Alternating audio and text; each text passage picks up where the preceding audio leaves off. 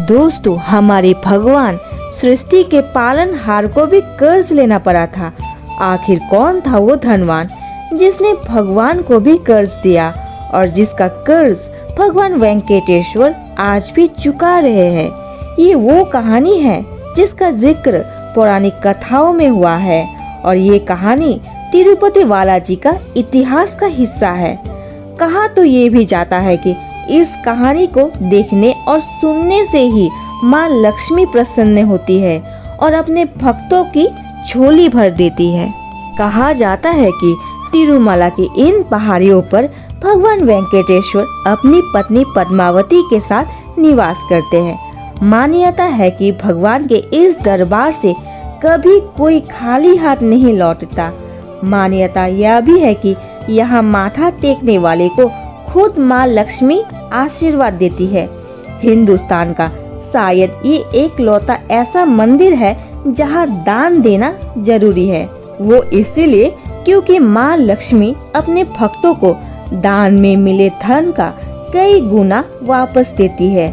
लेकिन रहस्य यह है कि आपका ये दान भगवान को नहीं मिलता, बल्कि वो धन कहीं और जाता है। लेकिन वो कहाँ, इसका सच छिपा है सदियों पुरानी एक कहानी में है। भगवान वेंकटेश्वर धरती पर भगवान विष्णु का ही एक रूप है और भगवान वेंकटेश्वर की पत्नी पद्मावती देवी लक्ष्मी का रूप। कहते हैं कि वैकुंठ धाम में देवी लक्ष्मी भगवान विष्णु से नाराज होकर धरती पर आई थी और राजकुमारी पद्मावती के रूप में जन्म लिया था। उन्हें वापस पाने के लिए भगवान विष्णु ने भी वेंकटेश्वर का रूप धारण किया और उनसे विवाह किया।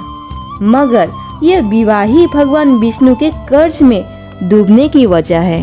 पौराणिक कथाओं के मुताबिक उस दौर में शादी से जुड़ी एक प्रथा थी जिसे कन्या शुल्क कहा जाता था।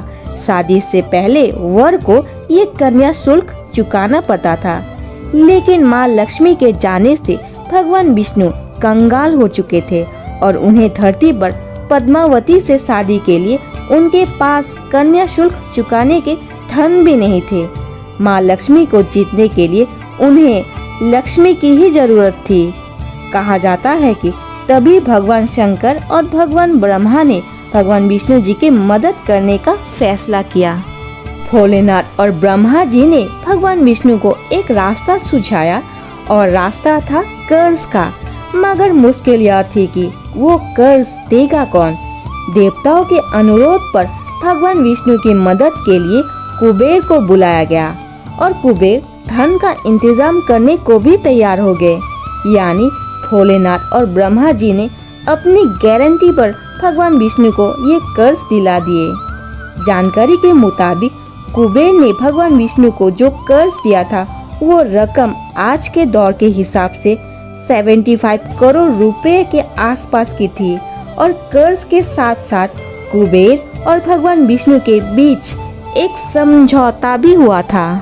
कर्ज लेने के बाद भगवान विष्णु ने कुबेर को कुछ वचन दिए कि कलयुग खत्म होते होते वे कर्ज का पूरा मूलधन वापस कर देंगे और तब तक उन्हें ब्याज यानी सूद दिया जाता रहेगा। पौराणिक कथाओं के मुताबिक भगवान विष्णु ने ये वचन भी दिया था कि वो अपने भक्तों से मिलने वाले धन से ही अपना कर्ज उतारेंगे। सिर्फ इतना ही नहीं, भगवान विष्णु ने ये भी वादा किया कि भक्त उन्हें जो दान देंगे उनसे कहीं ज्यादा माँ लक्ष्मी उनके भक्तों को देंगी। तिरुपति बालाजी दुनिया के सबसे अमीर मंदिरों में से एक है। एक आंकड़े के मुताबिक तिरुपति बालाजी दरबार की सालाना कमाई करीब 2262 करोड़ रुपए है।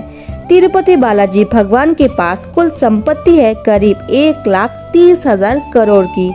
भगवान वेंकटेश्वर के पास करीब 4,200 एकड़ जमीन है, करीब 60,000 करोड़ का सोना चांदी है, 8,500 करोड़ की फिक्स डिपॉजिट है और तकरीबन 18,000 करोड़ की अन्य संपत्ति है।